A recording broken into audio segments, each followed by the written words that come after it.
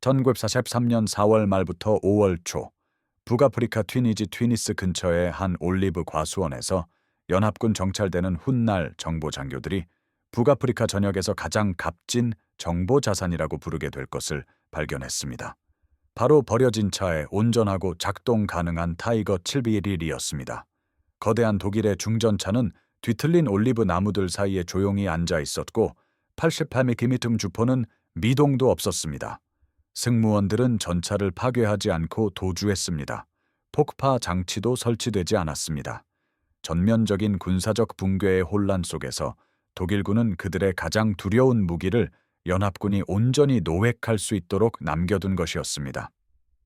이 60톤짜리 강철 괴물로부터 얻게 될 정보는 전투에서 타이거 전차 12대를 파괴하는 것보다 훨씬 더 가치 있는 것으로 드러났습니다. 이 전차는 독일 공학의 우수성뿐만 아니라 아무리 강력한 무기라도 전장에서 취약하게 만드는 치명적인 전략적 약점을 드러냈습니다. 부족한 장갑이나 불충분한 화력 때문이 아니라 장기 작전을 지속할 수 없게 만들 만큼 엄청난 연료 소모량 때문이었습니다. 북아프리카 전역은 주축군에게 완전히 비참한 결과를 가져왔습니다. 1943년 5월 7일부터 5월 13일 사이에 약 23만 명의 독일군과 이탈리아군 병사들이 튀니지에서 항복했습니다. 아프리카 군단 전체는 전투 부대로서의 존재를 상실했습니다. 항복한 부대 중에는 타이거 전차로 무장한 독일 최고의 기갑부대 중 하나인 제501중 전차대대의 생존자들이 포함되어 있었습니다. 타이거 전차들은 1942년 11월 말부터 튀니지에 도착하기 시작했습니다. 제201중 전차대대 소속 타이거 전차 3대가 1942년 11월 23일 튀니스에 도착하면서 북아프리카에서 독일 중전차의 첫 전투 데뷔를 알렸습니다. 12월과 1월에 더 많은 타이거 전차들이 도착하여 결국 대대 전력은 20대의 작전 가능한 전차로 증강되었습니다. 타이거 전차의 명성은 튀니지, 도착보다 앞섰습니다. 동부전선의 소련군은 1943년 1월 레닌그라드 근처에서 이 거대한 괴물들과 마주쳤습니다. 붉은 군대의 보고서에는 2,000m가 넘는 거리에서 T-34 중형 전차를 파괴할 수 있는 전차라고 묘사되어 있었습니다. 타이거 전차는 독일의 효과적인 대공포에서 파생되어 대전차용으로 개조된 유명한 88mm 주포를 장착했습니다. 이 주포는 연합군 전차의 어떤 정면 장갑도 관통할 수 있었으며 연합군의 방역이 불가능한 사거리에서 교전이 가능했습니다. 미군은 1943년 2월 초 영국 소식통을 통해 독일의 초중전차에 대한 첫 정보 보고를 받았습니다. 판터 테세라와 판터 갈라버 중형 전차에 맞서는 데 익숙했던 병사들에게 그 묘사는 과장된 것처럼 보였습니다. 정보 요약 보고서에는 전면 장갑이 100mm 두께이고 주포가 6km가 넘는 거리에서 연합군 전차를 파괴할 수 있는 55톤 이상의 전차라고 설명되어 있었습니다. 많은 미군 전차병들은 이 보고서를 영국의 과장이나 선전으로 일축했습니다. 하지만 현실은 정보 경고를 뛰어넘었습니다. 1943년 2월 14일 독일군은 튀니지 중부 피페르 협곡에 미군 진지를 공격하는 봄바람 작전을 개시했습니다. 제21 기갑사단 소속 병력은 제5보빌중 전차대대의 타이거 전차 지원을 받아 미군 제1기갑사단 제-A 전투사령부를 공격했습니다. 2월 14일과 15일에 벌어진 카세린 협곡 전투는 타이거 전차의 우월성을 결정적으로 보여주었습니다. 2월 15일 제1기갑사단 제-C 전투사령부는 52대의 셔먼 중형 전차로 방역했습니다. 독일군은 대전차포를 고전적인 매복 위치에 배치하고 타이거 전차들은 더 먼 거리에서 지원 사격을 했습니다. 제-C 전투사령부가 철수할 무렵 52대의 셔먼 전차 중 16대가 파괴되거나 작동 불능이 되었습니다. 전투 후 분석 결과 타이거 전차의 위협에 대한 중요한 정보가 밝혀졌습니다. 교전 3주 후에 실시된 전장 조사에서는 파괴된 미군 전차들을 지도에 표시하고 어떤 무기가 전차들을 파괴했는지 파악했습니다. 놀랍게도 셔먼 전차 중 단 한 대만이 타이거 전차 또는 견인식 88mm 대전차포에서 발사된 80펜레무탄에 맞았습니다. 대부분의 미군 전차들은 판터 트로디의 50mm 포나 판터 아이비의 75mm 포에 의해 파괴되었습니다. 조사는 타이거 전차의 수가 상대적으로 적었지만 그 심리적 영향은 실제 전장 존재감을 훨씬 뛰어넘었음을 보여주었습니다. 1943년 2월 19일 시작된 카세린 협곡 전투는 미군 지상군이 숙련된 독일 기갑부대와의 대규모 전투에 처음으로 직면하게 했습니다. 타이거 전차들도 제한된 수로 공세에 참여했습니다. 75mm 포를 장착한 미군 셔먼 전차는 타이거 전차의 측면이나 후면 장갑을 관통할 가능성을 얻기 위해 300m 이내로 접근해야 했습니다.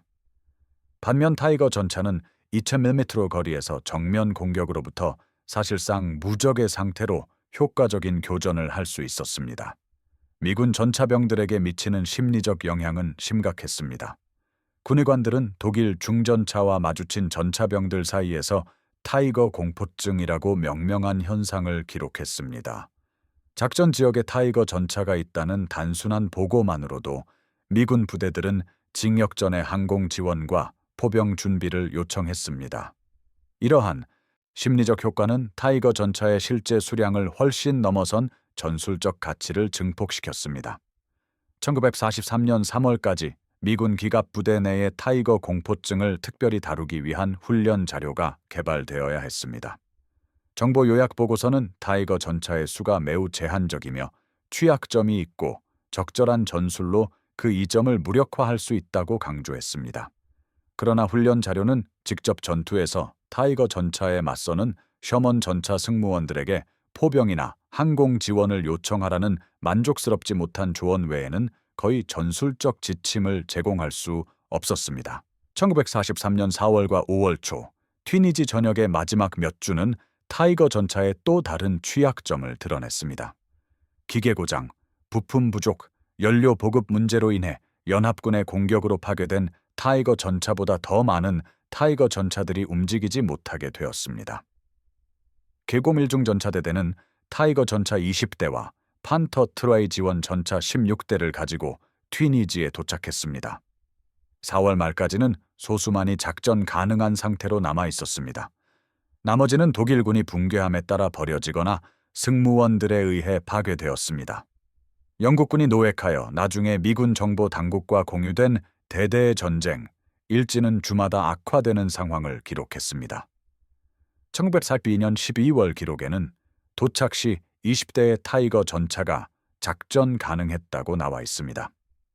12월 28일까지는 14대만이 작전 가능했으며 8대는 기계 수리 중이었습니다. 예비 부품은 구할 수 없었습니다. 연료 공급은 불규칙하고 지속적인 작전에 불충분했습니다. 1943년 1월 30일까지는 1대 타이거 전차만이 작전 가능한 상태로 남아 있었습니다. 일제에는 연료 부족이 심각해지고 있으며 각 타이거 전차는 북아프리카의 독일군 병참이 지속적으로 제공할 수 없는 연료, 윤활유, 예비 부품을 계속해서 필요로 한다고 기록되어 있었습니다. 3월 기록에는 6대의 타이거 전차만이 작전 가능했으며 나머지는 기계 고장이나 연료 부족으로 움직이지 못한다고 보고되었습니다. 예비 엔진 요청은 거부되었으며 본부는 전역 내 어디에도 엔진이 없다고 보고했습니다. 4월 20일 기록은 절망적인 상황을 보여줍니다. 연합군의 공세가 모든 독일군 진지를 돌파하고 있었습니다. 후퇴 명령이 내려졌지만 연료 공급은 제한적인 이동만을 허용할 정도였습니다. 많은 타이거 전차들이 버려져야 했습니다. 파괴팀은 너무 많은 장비를 파괴하려 애썼지만 역부족이었습니다. 일부 전차는 필연적으로 온전히 적의 손에 넘어가게 될 것이었습니다. 타이거 7 1위는 폭파, 장치를 받지 못했습니다. 압도적인 연합군의 압력과 절망적인 연료 부족에 직면한 승무원들은 튀니스 근처 올리브 과수원에 전차를 버렸습니다. 그들이 파괴팀이 도착할 것이라고 예상했는지 아니면 단순히 생존을 위해 도주했는지는 알려지지 않았습니다. 전면적인 군사적 붕괴의 혼란은 많은 의문들을 미해결 상태로 남겼습니다. 영국 육군 왕립 전기기계 공병대 제104 전차 정비대대 소속 수 SU, 중위는 1943년 6월 9일 타이거 칠리켄 슈비의 발견을 문서로 기록했습니다. 그의 보고서에 따르면 전차는 다른 버려진 독일군 차량들, 최소 2대의 다른 타이거 전차와 판터 III를 포함하여 올리브 과수원에 온전하고 작동 가능한 상태로 앉아 있었습니다. 그 과수원은 한 타이거 전차의 엔진 덮개가 제거되어 있는 것으로 보아 야전 정비소로 사용되었던 것 같았습니다. 한 타이거 전차는 완전히 파괴되었지만 타이거 712는 손대지 않은 채 남아 있었습니다. 이 발견은 연합군 정보 당국을 열광시켰습니다. 메릴랜드 에버딘 사격장 외국자재 부서장인 조지비 제럿 대령은 미군이 온전한 타이거 전차를 확보했다는 통보를 받았습니다. 이것은 전례 없는 정보 기회를 의미했습니다. 몇 달 동안 연합군은 타이거 전차의 능력이나 한계를 완전히 이해하지 못한 채 싸워왔습니다. 이제 그들은 타이거 전차를 완벽하게 검토하고 측정하고 시험하고 분석할 수 있게 된 것입니다. 회수 작업 자체도 타이거 전차의 엄청난 크기와 무게를 입증했습니다. 타이거 7B1E는 전투 배치 상태에서 56군 9톤에 달했습니다. 미군 M311 전차 회수 차량은 30톤 셔먼 전차를 회수하도록 설계되었습니다. 타이거 전차를 옮기려면 여러 대의 회수 차량이 함께 작업해야 했으며 불도저와 특수 중장비도 필요했습니다. 타이거 7B1E를 노획 지점에서 튀니스 항구로 운반하는 호송대는 남아있는 루프트바페의 관심을 피하기 위해 주로 밤에 이동했습니다. 비록 1943년 5월까지 튀니지 상공의 독일 공군은 사실상 존재하지 않게 되었지만 말입니다. 엔지니어들은 모든 다리의 하중 지지 능력을 평가해야 했습니다. 일부 도로는 타이거 전차와 수송 트레일러의 총 중량을 지탱할 수 없었습니다. 보통 4시간이 걸리던 여정은 3일이 소요되었습니다. 튀니스 항에서 타이거 전차를 선박에 싣는 것은 또 다른 공학적 난제였습니다. 전차와 운송용 크레들 고정 틀의 총 중량이 60톤을 초과하여 70톤 이상 등급의 중량물 리프트 크레인이 필요했습니다. 항만 엔지니어들은 적합한 장비를 찾아냈고 타이거 7B1E를 리버티 선박 SS 세뮤얼 P 부시호에 실어 대서양 횡단 항해를 시작했습니다. 항해는 약 3주가 걸렸고 배는 1943년 7월 초 버지니아 노퍽에 도착했습니다. 노퍽에서 타이거 7B1E는 특별히 보강된 평판형 철도 차량에 실려 메릴랜드의 에버딘 사격장으로 이동하여 1943년 7월 중순에 도착했습니다.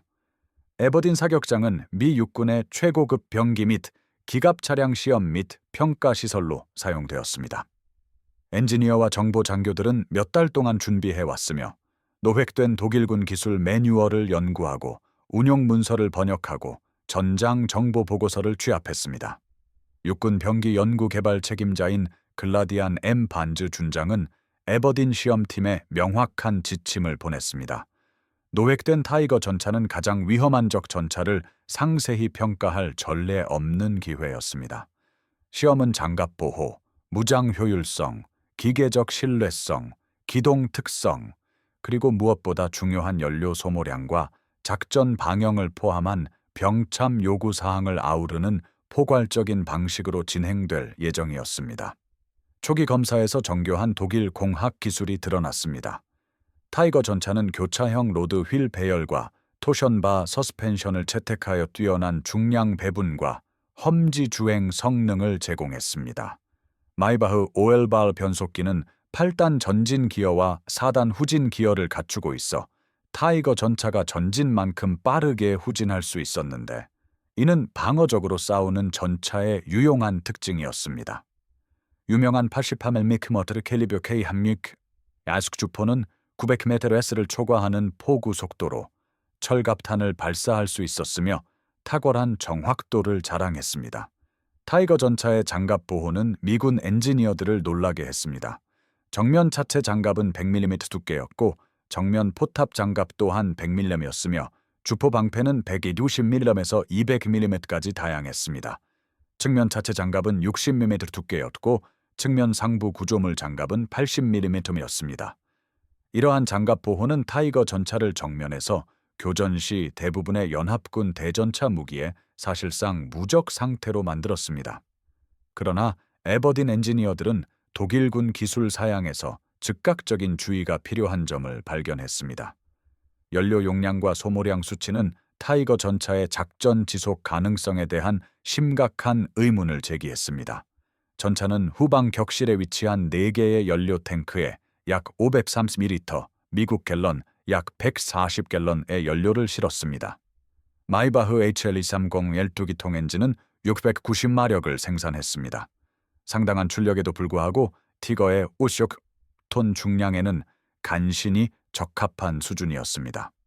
전차와 함께 노획된 독일군 운용 문서에는 이상적인 조건에서 도로 주행 시 작전 방향이 195km 약 121마일로 명시되어 있었습니다. 비포장 도로에서의 작전 방향은 180km 약 68마일로 기록되어 있었죠. 셔먼 전차의 작전 방향에 익숙했던 미군 기술자들은 이 수치에 즉시 우려를 표했습니다. 티거의 더 무거운 중량을 감안하더라도 작전 방향은 현저히 짧아 보였습니다. 에버딘에서의 시험 프로그램은 1943년 7월부터 1944년 1월까지 6개월간 진행되었으며 티거 성능의 모든 측면을 망라하는 집중적인 평가였습니다. 연료 소비 테스트는 작전 능력에 직접적인 영향을 미쳤기 때문에 가장 높은 우선순위를 받았습니다. 미군 교리는 기동전을 강조하여 기갑부대가 적진 깊숙이, 때로는 보급 기지에서 수백 마일 떨어진 곳에서도 작전을 수행해야 했습니다. 제한된 작전 방향을 가진 전차는 전술적 우위와 관계없이 심각한 전략적 제약을 야기했습니다. 포장도로에서 일정한 순항 속도로 진행된 테스트는 독일군의 사양을 확인시켜 주었습니다. 티거 칠리 길이는 도로에서 100km당 약 100세굽5리터를 소비했는데 이는 마일당 약 1.2갤런에 해당합니다. 이는 140갤런의 연료를 가득 채웠을 때 이론적으로 최대 약 100실틀마일의 주행이 가능하며 독일군의 주장인 151마일과 거의 일치하는 수치였습니다. 하지만 야지의 D 테스트에서는 훨씬 더 나쁜 연료 소비량이 드러났습니다. 에버딘의 험난한 지형 코스는 언덕, 진흙, 모래, 도하 구간, 그리고 전투 상황을 모의하는 장애물들로 구성되어 있었습니다. 잦은 속도 변경이 포함된 32마일 코스 주행 테스트에서 102갤런을 소비하여 원래 140갤런의 연료 중 단 8갤런만이 남았습니다. 이는 마일당 4.3 압수갤런의 연료 소비를 의미하며 실제 야지 조건에서는 작전 방향이 약 34마일로 줄어들었습니다. 전투 시뮬레이션 테스트에서는 훨씬 더 충격적인 데이터가 나왔습니다. 시험 승무원들이 급가속 및 감속, 잦은 방향 전환, 포탑 회전 운용, 관측을 위한 장시간 공회전, 그리고 집중적인 무전 사용을 포함한 실제 전투 임무를 수행했을 때 연료 소비량은 마일당 갤런에 달했습니다.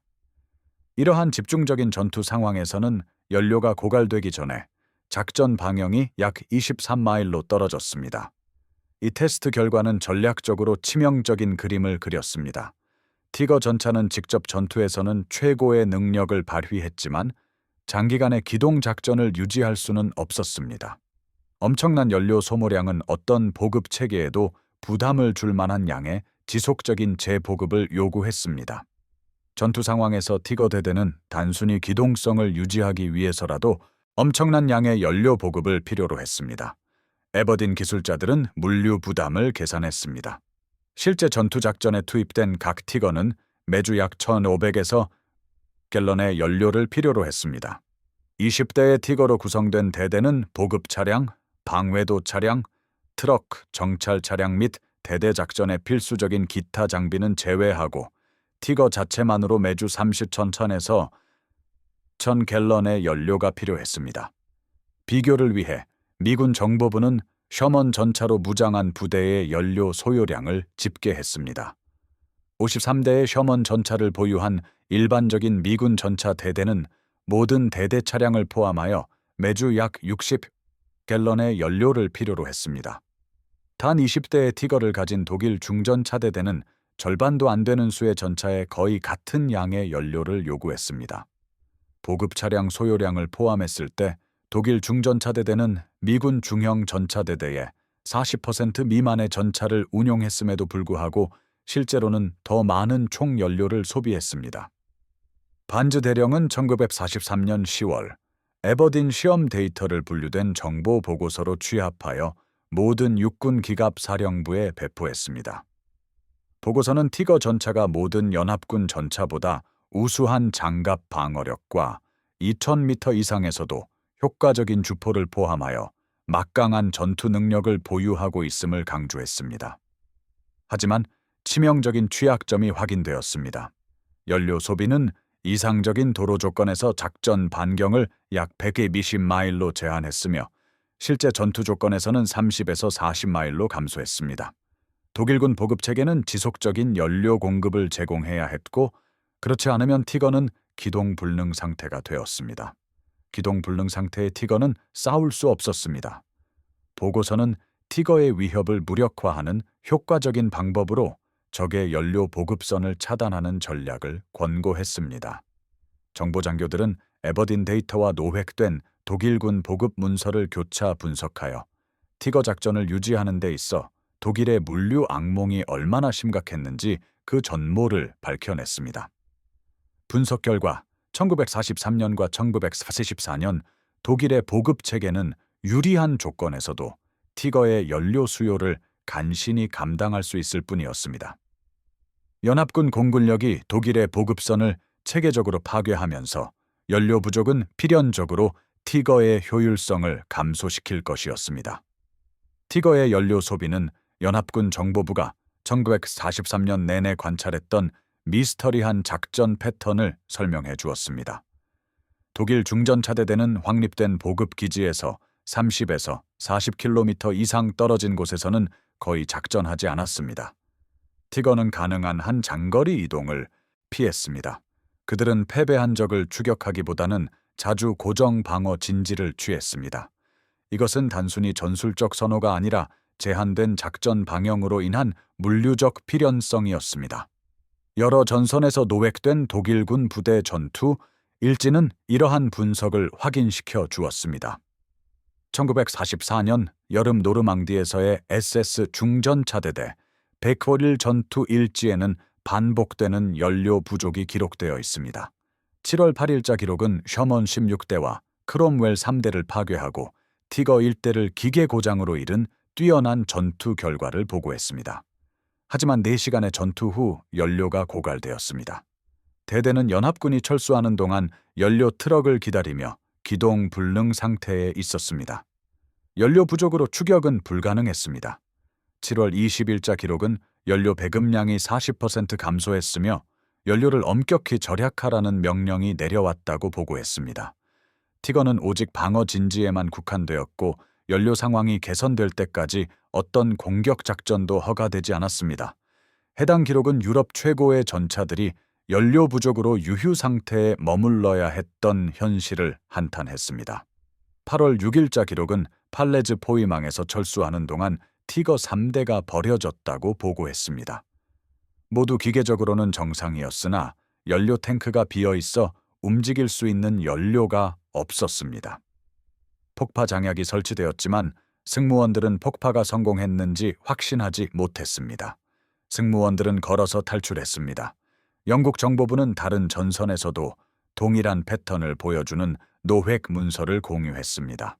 이탈리아 주둔 중전차대대 503의 기록은 티거가 연료 부족으로 반복적으로 기동 불능 상태가 되었음을 보여주었습니다. 동부 전선의 JOSS 전차사단 비킹의 기록 역시 연료 보급을 유지할 수 없어 전투 효율성이 마비되었다는 같은 이야기를 전했습니다. 티거가 작전하는 모든 곳에서 연료 부족은 그들의 효율성을 제한했습니다. 미군 정보부는 1943년 11월까지 에버딘 연구 결과를 바탕으로 한 전술 지침을 모든 전투 부대에 배포했습니다. 이 지침은 티거를 조우했을 때 가능한 한 정면 교전을 피하라고 권고했습니다. 대신 티거가 재배치하도록 기동하라는 것이었습니다. 티거가 1마일을 움직일 때마다 상당한 연료가 소모됩니다. 장시간의 기동은 티거의 연료를 빠르게 고갈시킵니다. 기동 불능 상태의 티거는 직접적인 전차 교전의 위험을 감수하는 대신 포병 및 항공 지원으로 우회하거나 파괴될 수 있습니다. 1943년 말에 제작된 훈련 영화에는 연료 소비량 연구 결과가 포함되었습니다.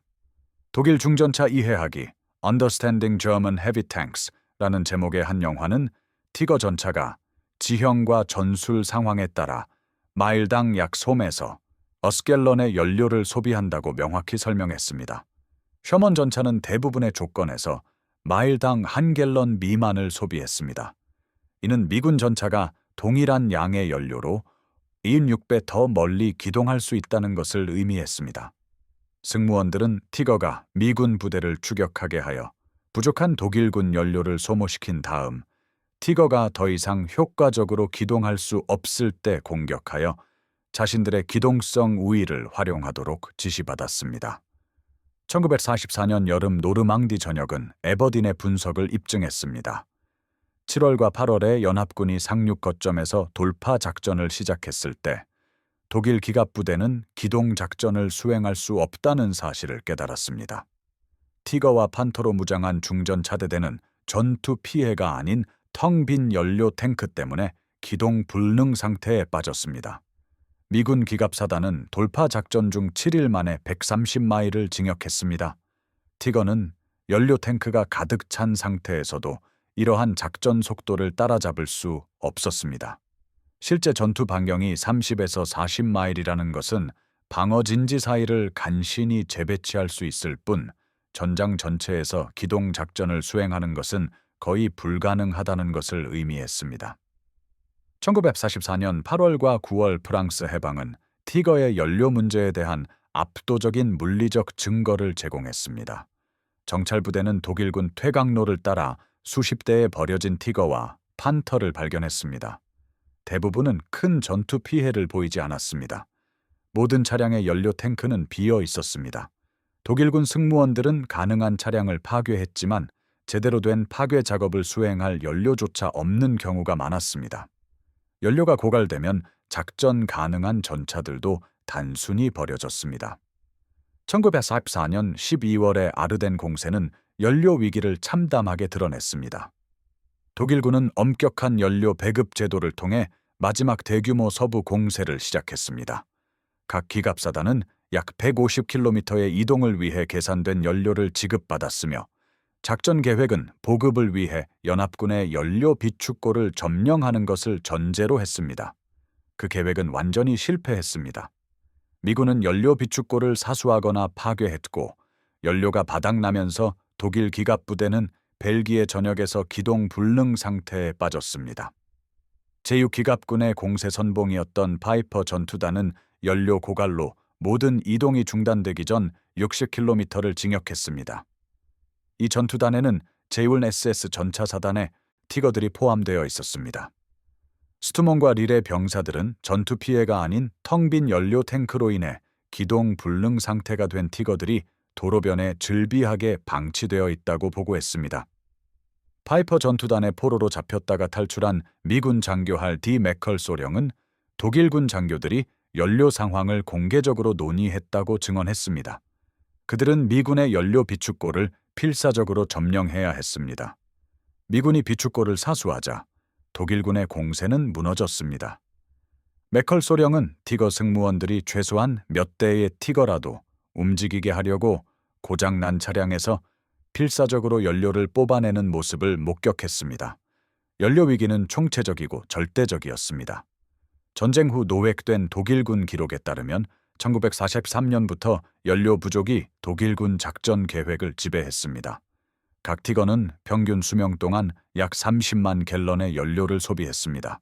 같은 양의 연료로 판터 전차 7대 또는 4호 전차 18대를 가동할 수 있었습니다. 독일은 분산된 능력 대신 집중된 화력을 선택했고 연료 보급이 줄어들면서 작전 마비라는 전략적 대가를 치렀습니다. 1945년 3월 미 육군 군수국이 작성한 최종 평가 보고서는 티거-I 중전차에 대해 다음과 같이 단정적으로 결론 내렸습니다. 개별 전투 성능 면에서는 탁월한 설계였지만 병참 지속 가능성 면에서는 치명적인 실패작이었다는 것입니다. 티거는 도로 주행 시 1마일 약 1.6km, 당 약 1.2에서 2갤런, 약 4.5에서 7.6L의 연료를 소모했고, 전투 상황에서는 1마일당 3에서 6갤런, 약 11.4에서 22.7L까지 치솟았습니다. 이 엄청난 연료 소모량은 티거가 장기 작전에서 운용상 지속 불가능하게 만들었습니다. 독일 산업은 이 전차들을 생산할 수 있었고, 독일군은 숙련된 전차병들로 승무원을 구성할 수 있었습니다. 하지만 독일의 병참은 이 전차들의 충분한 연료를 공급할 수 없었고, 특히 연합군의 끊임없는 공중보급로 차단 해서는 더욱 그러했습니다. 전쟁 후 연합군은 생포한 독일 전차 설계자들과 기술자들을 신문했습니다. 티거를 개발한 헨쉘 헨첼사의 기술자들은 설계 단계에서 연료 소모량에 대한 우려가 제기되었지만 최대 장갑 보호력과 화력을 요구하는 군의 요청에 의해 묵살되었다고 인정했습니다. 1945년 5월 헨쉘사의 수석 엔지니어였던 어윈 아더스 이린 어댓는 연합군 신문관들에게 설계 단계에서 기술자들이 티거의 연료 소모량 때문에 도로 주행 시 작전 방향이 약 120km로 제한될 것이며 전투 상황에서는 훨씬 더 짧아질 것이라고 계산했다고 진술했습니다. 이는 차량 조달 담당자들에게 보고되었는데 그들은 이 한계를 인정하면서도 티거의 전투 우위가 연료가 결정적인 제한 요소가 되기 전에 빠르고 결정적인 승리를 가능하게 할 것이라고 주장했습니다. 역사는 그들의 생각이 틀렸음을 증명했습니다. 헨쉘사의 버전이 채택되면서 그의 경쟁적인 티거 설계안은 거부당했지만 페르디난트 포르쉐, 페르디난트 포르쉐 박사는 경쟁했던 두 설계안 모두 과도한 연료 소모 문제에 시달렸다고 설명하는 증언을 했습니다. 그의 설계는 가솔린 전기 구동 방식을 사용했는데 이는 헨쉘사의 기계식 변속기보다 연비가 훨씬 더 나빴습니다. 기술자들은 1942년 당시 기술로는 55톤에서 60톤에 달하는 어떤 중전차도 적절한 연비를 달성할 수 없다는 것을 알고 있었습니다. 하지만 군 수뇌부는 병참상의 결과와 상관없이 가장 두꺼운 장갑과 가장 강력한 포를 요구했습니다. 그 결과 개별 전투에서는 압도적인 전차였지만 장기적인 전역을 지속할 수는 없었습니다. 티거의 연료 소모량은 전후 군사 교육에서 중요한 교훈 사례가 되었습니다. 미국 육군지휘참모대학은 병참 과정에서 이를 광범위하게 사용하여 다음과 같은 근본적인 원칙을 설명했습니다. 전투에서 지속될 수 없는 무기는 전술적 성능이 아무리 뛰어나도 효과적인 무기가 아니다. 티거 전차는 무시무시한 명성과 진정한 전술적 우위에도 불구하고 유럽 전장 전역에서 수천 건의 사례를 통해 이 원칙을 궁극적으로 증명했습니다. 병참 지속 가능성이 없는 우수한 전술적 성능은 전략적 실패로 이어집니다. 티거 7TB호는 1989년까지 에버딘 시험장, 에이베딘 프로빙 그라운드의 훈련 전시물로 남아 16년 동안 기갑전에서 병참의 중요성을 물리적으로 상기시키는 역할을 했습니다. 1943년에 연합군 병사들을 공포에 떨게 했던 그 전차는 이제 전술적 능력과 전략적 지속 가능성 사이에 핵심적인 관계를 가르치는 교실 도구가 되었습니다. 여러 세대의 미군 기갑 장교들이 이를 연구하며 화력, 방호력, 기동성을 지속 가능한 병참과 균형을 맞추는 법에 대한 교훈을 배웠습니다.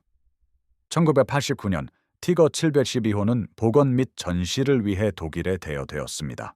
결국 미국으로 돌아와 현재는 과거 포트 베닝, 포트 베닝으로 알려졌던 조지아주의 포트 무어, 포트 무어에 있는 미 육군 기갑 및 기병 컬렉션의 일부로 소장되어 있습니다. 차체와 포탑의 왼쪽 면은 교육 목적으로 여전히 잘려진 채 내부 부품들을 학생들이 볼 수 있도록 드러내고 있습니다. 이 전차는 운용 지속 가능성 제약을 무시했던 독일 공학 기술의 우수성을 보여주는 기념물이자 교육 도구 역할을 합니다. 티거 7프리비호의 포획과 시험은 제2차 세계대전의 남은 기간 동안 연합군 전차 전술을 근본적으로 형성하는 정보를 제공했습니다. 미군 전차병들은 무시무시한 티거가 장갑 배치상의 어떤 약점보다 더 중요한 취약점을 가지고 있다는 것을 알게 되었습니다.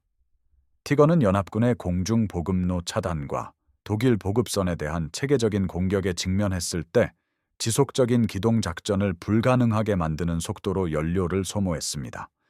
이러한 취약점을 이해함으로써 연합군은 동등한 장갑이나 화력 없이도 티거의 강점을 무력화하는 효과적인 대응 전술을 개발할 수 있었습니다.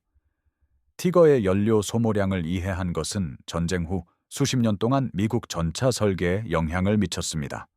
1950년대에 개발된 M48 패튼 전차는 47톤의 무게와 강력한 90mm 포를 장착했음에도 불구하고 1갤런, 약 3.8리터, 당 1마일, 약 1.6km 이상의 연비를 달성했습니다. 미군 기술자들은 기동성이 근본적으로 연료 효율성에 달려 있으며 연료 효율성은 여러 상충하는 요구사항의 균형을 맞추는 절제된 공학적 선택을 요구한다는 것을 기억했습니다. 티거 712호에서 얻은 교훈은 모든 후속 미군 기갑 차량에 있어 작전 반경이 핵심 설계 변수로 유지되도록 했습니다. 현대 주력 전차들은 화력, 방호력, 기동성과 지속 가능한 병참의 균형을 맞추는 유산을 이어가고 있습니다. 1980년에 도입된 M1 에이브럼스 전차는 갤런, 약 1.8992리터 이상의 연료를 싣고 1갤런당 약 6마일, 약 7km의 연비를 달성하여 도로에서 300마일, 약 4.83km를 초과하는 작전 반경을 가능하게 합니다. 가스터빈 엔진을 장착한 70톤급 차량임에도 불구하고 에이브럼스 전차는 중심 타격과 기동 작전에 충분한 작전 방향을 유지합니다. 설계자들은 가장 강력한 전차조차 작전상 필요한 거리를 이동할 수 있도록 보장하며 이는 부분적으로 티거 712호에서 얻은 교훈입니다. 티거 712호의 이야기는 군사 기술에 대한 지속적인 교훈을 가르쳐 줍니다. 즉, 우수한 무기는 전략적 효과를 달성하기 위해 지속 가능한 병참을 필요로 한다는 것입니다.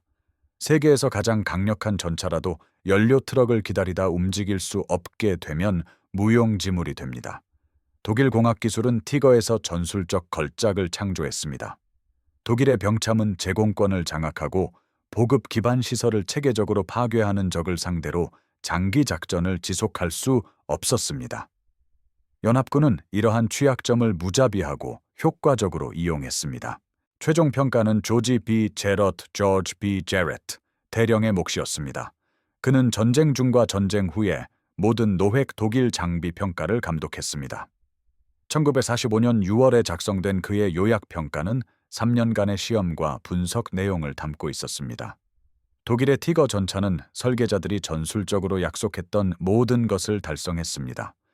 뛰어난 장갑 보호력, 장거리에서 치명적인 화력, 그리고 훌륭한 승무원 보호를 제공했습니다.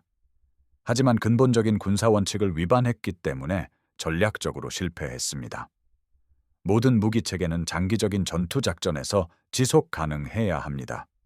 티거의 연료 소모량, 기계적 복잡성, 그리고 엄청난 병참 수요는 결국 장기전에서 지속 불가능하게 만들었습니다.